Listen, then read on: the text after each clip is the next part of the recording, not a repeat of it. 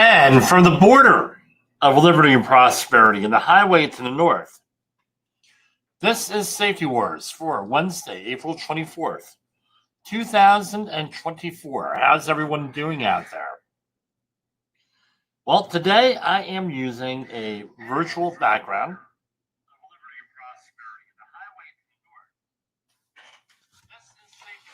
We're doing some work behind me. So I'll peek through. For example, we've got the biohazard sign, fallout shelter sign. So I don't like using these fake backgrounds, but today we're forced to. Doing some remodeling here in the Safetywars studios, all to serve you better. How's everybody doing out there?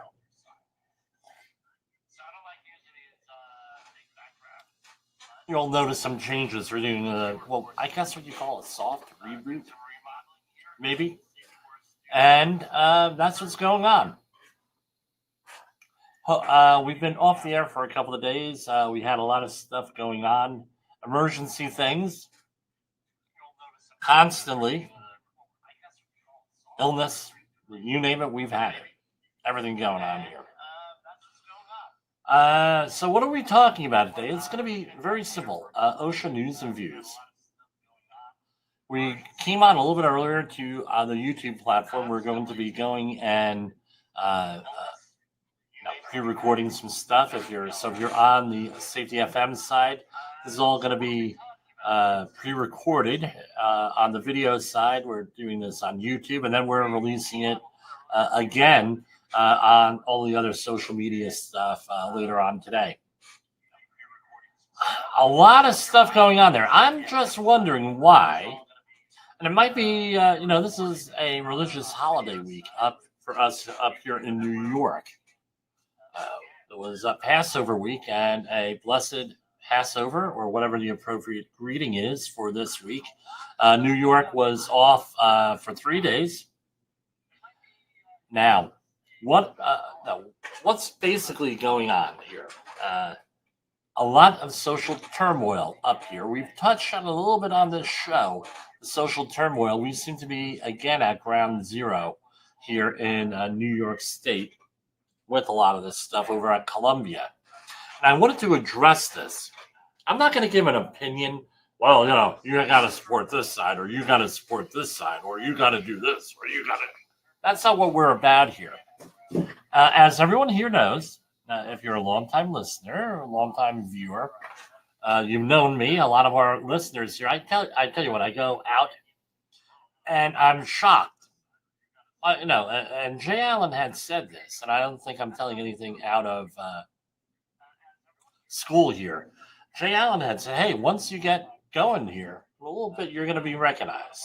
So I go to different places, whether they're family events.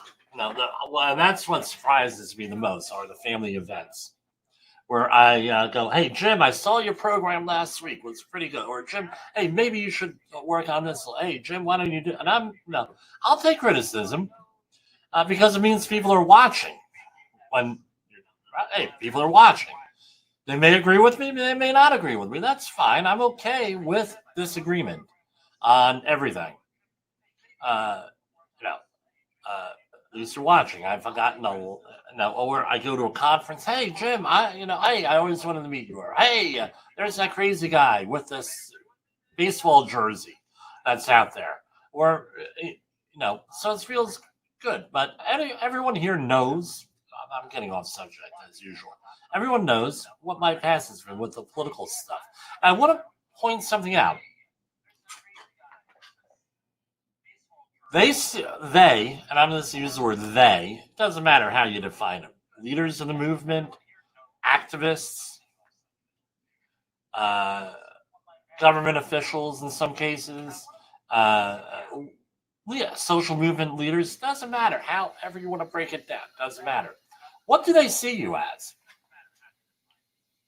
You're a volunteer. You're volunteering for something.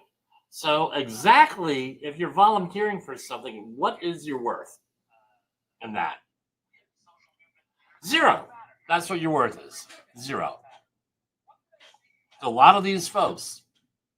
They said, well, if this is a young volunteer, especially college, then what do they know? We're not going to listen to them. But what do we need?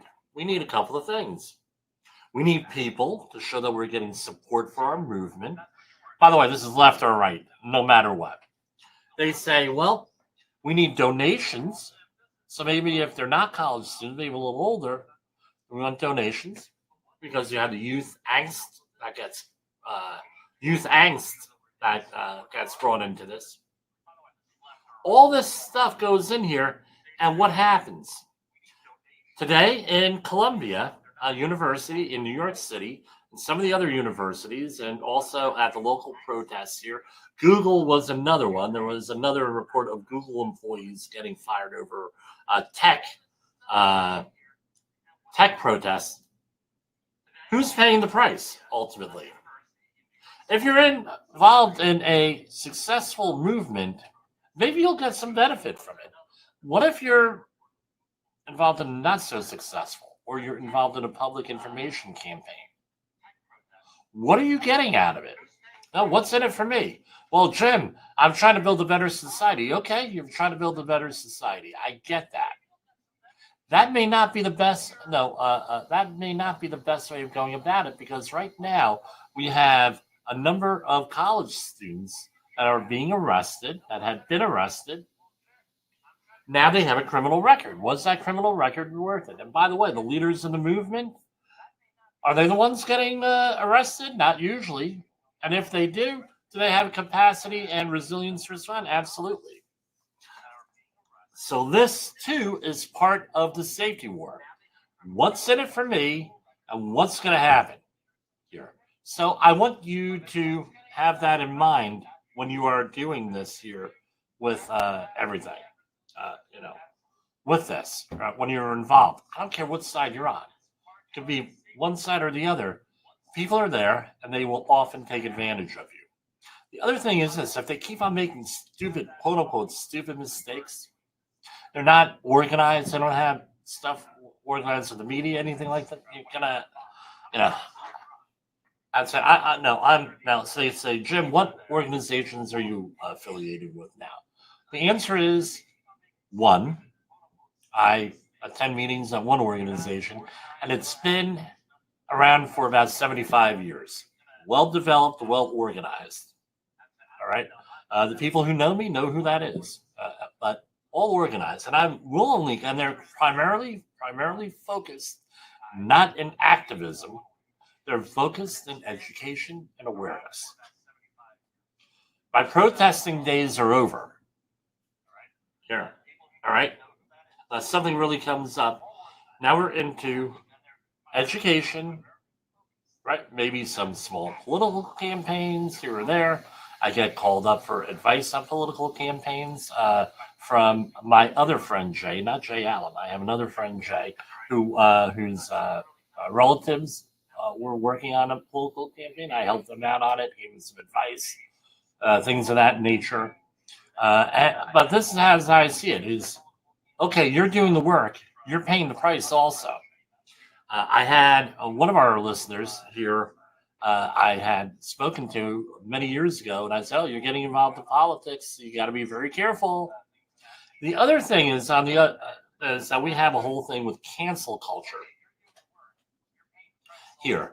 There are people now at Google who are losing their job today, allegedly. This is what the news reports are, based on a protest that they may not have even been involved with. They may have been a passerby, and somebody noticed them on the camera. So these are the things you got to be wary of. Is who's paying the price? Are you going to lose your job? Are you going to destroy your reputation? Are you going to lose money? Are you going to lose time? Because out of everything, hey, job is replaceable. Time, not replaceable. Money is replaceable. Time, not replaceable. There is one individual that I used to be a Jim Polzel groupie back in the day when I was involved in politics. Um, Teenager. She eventually went to a very prestigious university, got a very prestigious degree, and started to write things that people found shocking politically. Didn't advocate for anything illegal, just advocated for certain things. It ended up ruining. Now that was in the early 2010s. She did make some headway in the national media, and what ended up happening, cancel culture. It got to the point where she could not do anything. I'm not even sure what she's doing. She's not on social media, doesn't return phone calls, has gone off the grid. Not that I've been calling her, but as to know people I know, they don't know what happened to this person. Every once in a while, she'll put a post in social media on something, but she's completely off the grid and had to go off the grid because it got to the point. She was living in Washington, D.C. She was on a train in the subway in Washington, D.C., and there were people literally who were stalking her and coming up to her and cursing her out on the train. Now, a criminal level harassment that she could not do anything about. In my opinion, criminal level harassment. And it was just for voicing a point of view. You don't want to be in that situation. You want to be, you don't want to be. You want to be in radical organizations, be in radical organizations. But I would be very, very careful as to what organizations and who you associate with when it comes to this stuff. So, what I am going to do is we're going to take a short commercial break, and we're going to be back with the OSHA news. For Safetywars, it's Jim Posel. Wrong one.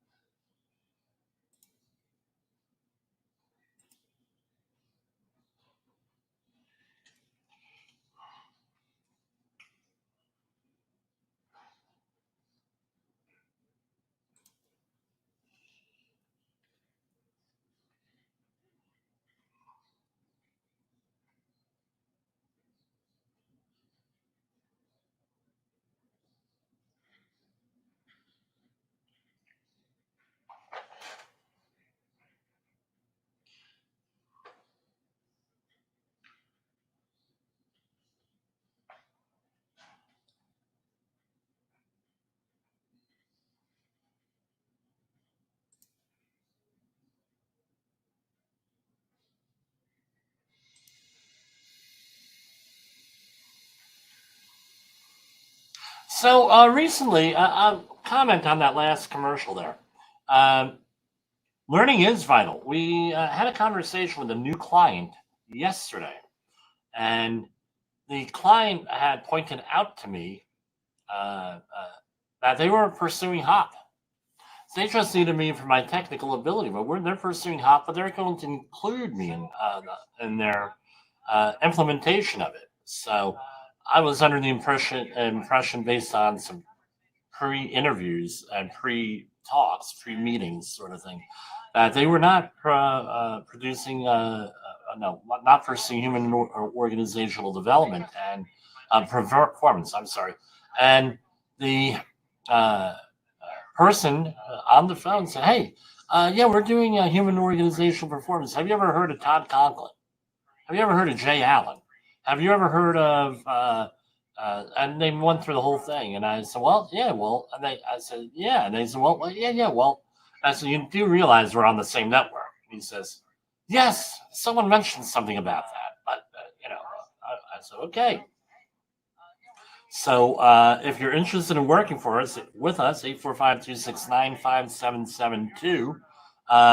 And the reason I gave for that is that they were not, that behavior-based safety was not making it, and they're tired of banging their head against the wall and again and again with behavior-based safety.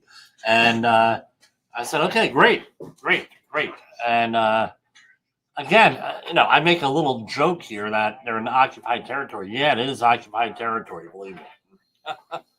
No, if you grew up with behavior-based safety and you've invested a lot of money in it and a lot of time and a lot of effort, a lot of employers, a lot of people don't want to say that they made a mistake, so they continue to do the same thing over and over again, which is insanity, as Einstein said. Department of Labor, again, cites Hanover Foods for exposing workers to dozens of safety and health hazards, proposed is $761,000 in penalties. Again, everyone is, and I made a mistake, I mentioned the name, everyone's innocent until proven guilty, everything's litigated, vacated, negotiated on downward, usually with these things, and no, this is just what the proposed are, not what the reality is, what's going to be at the end. U.S. Department of Labor has again found a company, a large food manufacturer with a history of hazardous workplace safety practices in violation of dozens of safety and health hazards at one of its facilities. The producer of glass packed, canned, frozen, refrigerated, freeze-dried, and snack foods products under a certain brand, as well as other private labels, also operates 8 other manufacturing plants, including 5 in Pennsylvania and 1 in Delaware, one each in Delaware, New Jersey, and Guatemala. In October 2023, inspectors with OSHA opened an investigation at this plant in Pennsylvania in response to a complaint alleging hazards involving the company's handling of highly hazardous materials, including the Process Safety Management Program. Now, at 70 violations, over $750,000 in fines, repeat violations. All right, so here we have, and again, this is one that you have to go and you have to bookmark, because it says more than 190,000 illnesses and approximately 50,000 deaths annually related to chemical exposure. We're going to click on that before we get into the thing. And, so this is their website here, a toolkit for employers and workers. American workers use tens of thousands of chemicals every day. While many of these chemicals are suspected of being harmful, only a small number are regulated in the workplace. Who's been saying that for 30 years? I don't know. As a result, workers suffer more than 190 illnesses and 50,000 deaths annually related to chemical exposures. These are OSHA's numbers, not Jimmy Polzel's numbers. And they reference, again, I'm going to have to get access to this article and go through this. Green chemistry, this is from the NIH.gov website, so I'm allowed to share it. It's not copyrighted. Google, not copyrighted. YouTube. This article, not copyrighted. Facebook. This article summarizes the University of California's chemicals policy. This is from Green Chemistry in California, Framework for Leadership in Chemicals Policy and Innovation, article by Michael P. Wilson, Daniel A. Chia, and Brian Ehlers. I'm sorry if I destroyed your name on there. All of them from allegedly the University of California, Berkeley. This article summarizes a University of California chemicals policy report commissioned by the California legislature. The report makes the case that long-standing weaknesses in TSCA have produced a flawed chemical market in the U.S. that undervalues the hazardous properties of chemicals relative to their function, price, and performance. These market conditions have dampened industry interest in cleaner chemical technologies, such as green chemistry.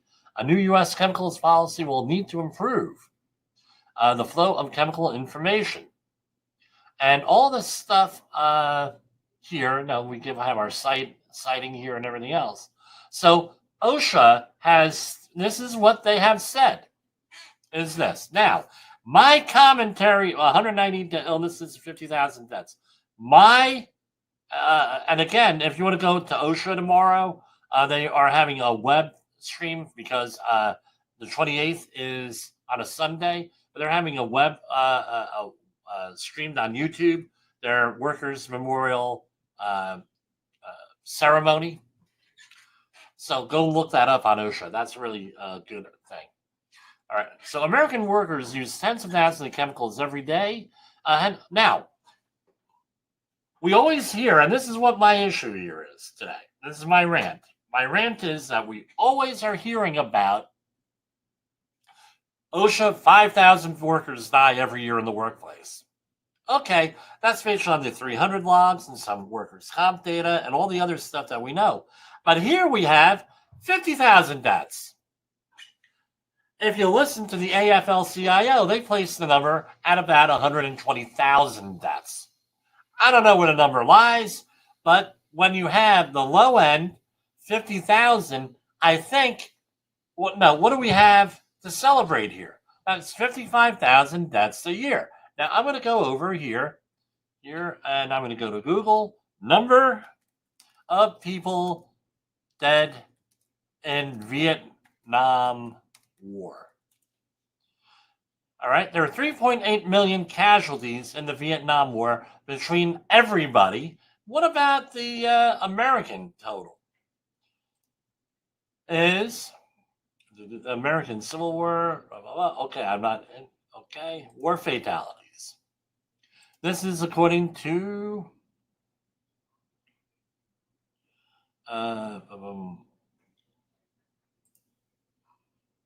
okay, here, I shouldn't have went through here and now they want money. I just want the number of Americans killed in Vietnam War. I believe it's 57,000. 58,220 people. Right? Casualties in the Vietnam War. That's right. How long did the Vietnam War last? 10 years? That's debatable too, because we were in there earlier than that. Okay. So now, according to their own numbers, 55,000 people. OSHA, give or take. It's one Vietnam War every year. Really? Are we deluding ourselves here? Really? Now let's get back to the story here. OSHA cited the company for 70 violations, including 9 repeat, 51 serious, and 11. This thing, this son of a gun is like 107 pages long. We're not going over 107. We're going to hit the major ones here. So let's see. Is this being... Yep, this is being broadcast. Okay. Let's zoom in here so maybe you can see it at home.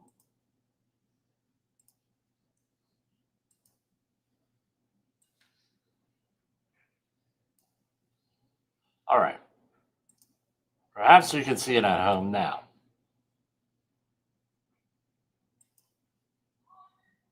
All right. So this is all under the Freedom of Information Act. And let's see here. I get it. OSHA, I get it. All right. We're going to zoom on down here. Citation 1, Item 1A. Process Safety Management Violation. 1910-119. Maximum intended inventory of anhydrous ammonia.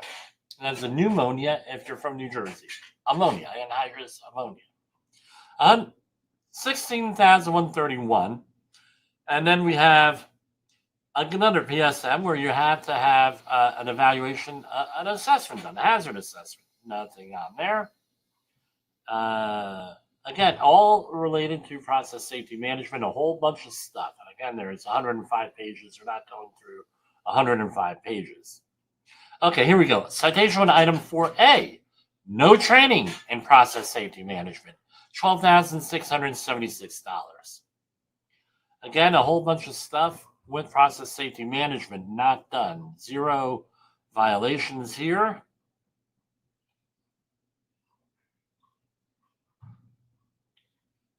Here we have the next one. Type of citation item 6. Type of violation serious. No correction and deficiencies in equipment that were outside acceptable limits. What do we got for that? $16,131. Citation 1, item 7, serious.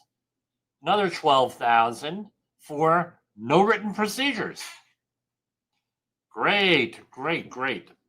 Citation 1, item 8A. The emergency response plan did not address, to the extent not addressed elsewhere, personnel roles, lines of authority, and communication. This is the whole thing with you have to have an org chart. And also, when you're dealing with highly hazardous materials, I'm going to speculate and say you probably need to have a really robust EAP, emergency action plan, or this might be a 1910-120 type of cleanup possible, or response, right? Something here. Again, we talked about yesterday with somebody who I was on a conference call, specifically on the Uvalde school shooting, with breakdown. Not Jimmy Posel saying this. This is the investigation saying this. That and the incident command system, right? Now we have citation 1, item 8B. Again, stuff and with the process safety management. The plan did not address, to the extent not addressed elsewhere, emergency recognition and prevention. That was 0. Here we have a big one. What do we got here? Citation 2, item 1A, a repeat violation, 1910-119D2ID. Information concerning the technology of the process did not include safer upper and lower limits for such items as temperatures, pressures, flows, and compositions. So you got to have that. What's your safe upper and lower limits? That was $88,721. Citation 2, item 1B is 0. But again, process safety management issues. Citation 2, item 2, this is a repeat. No emergency response plan for the entire plant in accordance with 29 CFR 1910.38, but they cited them under the process safety management standard. That was serious, and it goes into lurid detail. Up to letter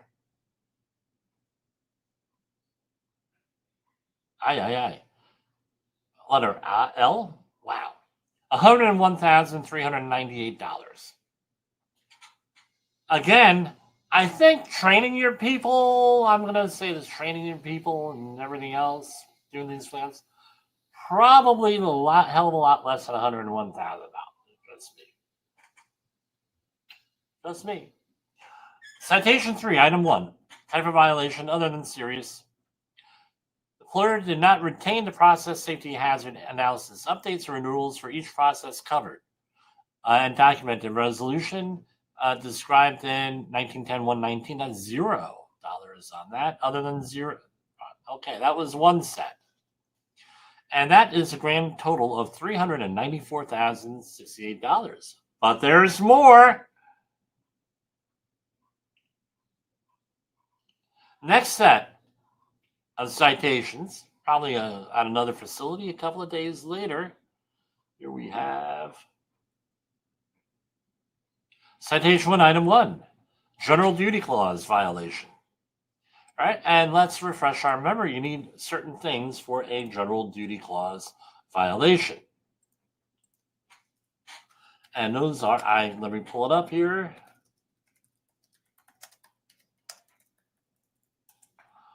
Okay, you need the elements necessary. The employer failed to keep the workplace free of a hazard to which employees of that employer were exposed. The hazard was recognized. The hazard was causing or was likely to cause the death or serious physical harm, and there was a feasible and useful method for the hazard. So OSHA has to go and prove all of these elements necessary for there to be a general duty clause violation. And their contention here is this.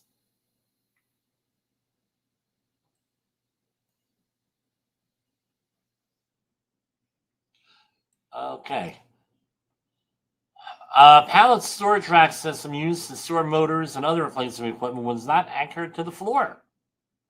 Again, when you just can't throw up a rack, it's got to be anchored somehow, and that also likely includes a pull test to make sure that the concrete that you're drilling it into, or whatever you're drilling it into, right, especially concrete, could actually support that load. All right, and that went on again, and then they go and they have to give you one feasible means of abatement on here, at least one. With that, and they can do that. That's $12,676. So how much does it cost to do a pull test? A hell of a lot less than $12,676. I'll tell you. The whole job is probably $1,000. So, and that's and you're not going to have an injury, at least related to that. Citation 1, item 2A. Walking and work, and this was a violation of that's not. It's housekeeping. 15,211. Citation 1, item 2B was 0. Again, safe means of exit and entrance. We're going down here on something else. Citation 1, item 3B. That was okay. Here we go. We got serious again anchorages, all related to that. We're on page 55 here. Okay, here we go. Another citation. Citation 1, item 4A. Safeguards designed to protect employees during an emergency, for example, sprinkler systems, alarm systems, fire door, and exit lighting, were not in proper working order at all time. And they list that out. $7,604. Citation 1, item 4B. No missing exit signs, allegedly. That was 0. Citation 1, item 5A, the employer did not inform and expose employees by posting danger signs or by any other equal effective means of the existence and location of and the danger posed by permitted spaces. 1910-146 C2, $12,676. Citation 1, item 5B, the employer did not provide at least one attendant outside a space. Confined space, that was 0. And more confined space entry violations, that's general industry, not construction. Again, it looks like a training thing and a training thing, right? Why would anybody who knew this just not do it? Powered industrial trucks, citation 1, item 6. How's only one citation here? Powered industrial trucks, and found to be in need of repair, defective, and everything else, broken equipment not being used. $7,604. Citation 1, item 7. $16,131. No machine guarding and a auger of some sort related to food. Citation 1, item 8A. $10,140. Grinding wheels, right, without a work rest, right, within 1/8 of an inch, or a half an inch. $10,140. Citation 1, item 8B. The distance between the abrasive wheel periphery and the adjustable tongue or the end of the safety guard peripheral number at the top exceeded 1/4 of an inch. $0.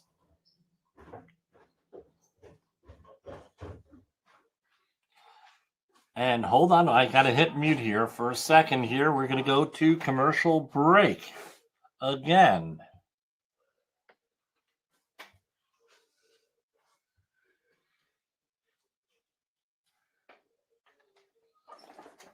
Looking good. What time? Where is the practice? 501 Zucker Park. Okay, I'll be done in 15 minutes. Dad. What? It's at 5:30, right? 5:15. Okay.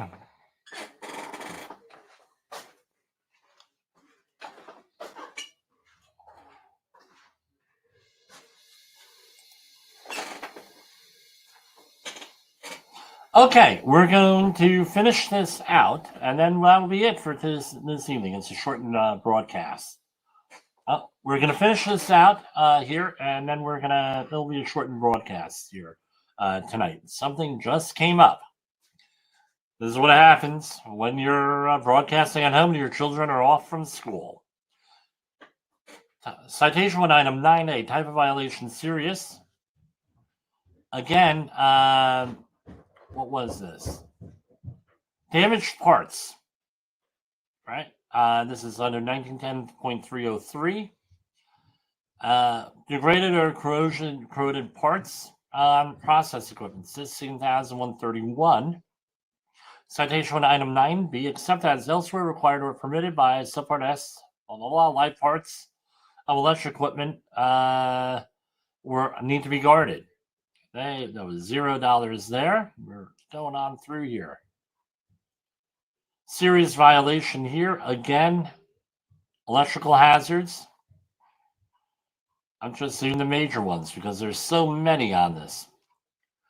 Citation 1, item 11, flexible cords or cables used as a substitute as for the fixed wiring of a structure. Okay, extension cords are just, right, extension cords are just temporary. Did you know that? Oh, yeah. They're just temporary. You need to have fixed wiring if it's, they're $10,140. Citation 2, item 1, repeat serious. Again, a housekeeping issue. This is a repeat housekeeping issue, $76,054. Again, and it's a pain in the neck to document whether you're certified that abatement there. Citation 2, item 2A, a repeat violation, $63,000. Again, exit routes are not arranged so that the employees would not have to travel toward a high hazard area, nor was the hazard effectively shielded by suitable partitions or barriers. Going on and on. Citation 2, item 3, repeat serious sprocket wheels, which are not 7 feet or less above floors of platforms, are not included. $38,022. The next one, exit signs not illuminated, and that's a repeat violation, $2,530. Citation 4, item 1, lockout devices, other than serious, not used for lockout and tagout purposes, $0. And we'll go through here until we get one. These are, no. On that set, the grand total was $317,000, $317,108. A lot of stuff going on here. And we have a number 3 here, right? And this was on another occasion here. Citation 1, item 1, serious. No eye protection, $12,676. How cheap is eye protection and face protection? Can't be that. It's not $12,676. Citation 1, item 2, hand protection, specifically with chemical dicing blades. Right, you're supposed to use cut-resistant gloves. And cut-resistant gloves are not necessarily your old-fashioned leather gloves. $12,676. Citation 1, item 3A. The employer did not designate a program administrator for a respiratory program. $10,140,000. More respiratory protection stuff. No fit testing, it looks like. Breathing air did not meet the requirements for grade D. Certificate of analysis, right? You need for those. That usually ends up in the garbage. Citation 1, item 4A.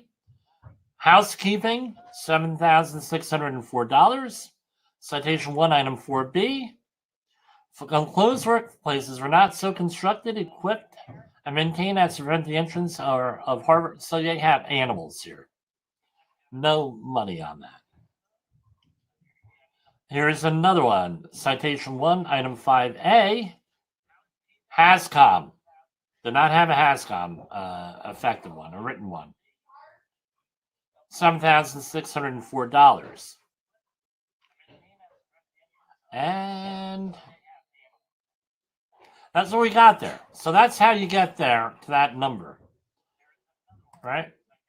So what's the moral of the story here, fellas and ladies? I go back to that old movie, right? Liar, Liar, Jim Carrey. How do you avoid having these problems? How about you obey the law? Number one. Number two, have a commitment to your employees, not to get them hurt. Right? And we're going to cover more of this later on Safetywars. This was a truncated broadcast here. And I will get to everybody later on. And I will see you tonight for Safetywars. This is Jim Polzel.